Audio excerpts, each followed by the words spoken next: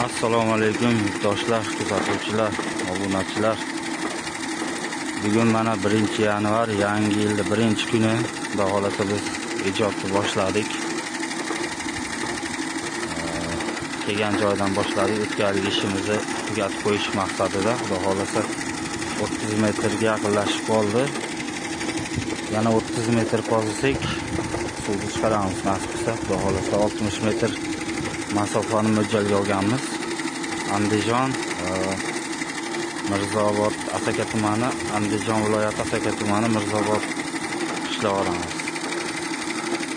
Qo'shni mahallamizda. Glebinli nasos, apparat, hamma yo'q, joy-joyida xizmat qilyapmiz.